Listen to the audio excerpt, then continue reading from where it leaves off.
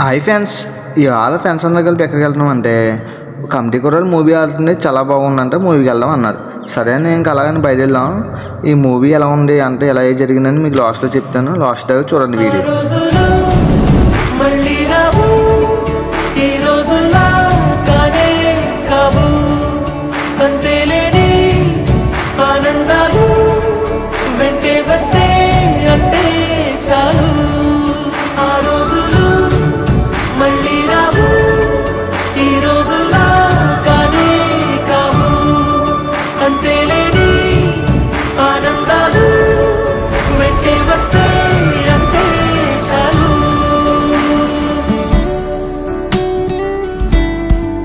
Movie అయితే చాలా బాగుంది.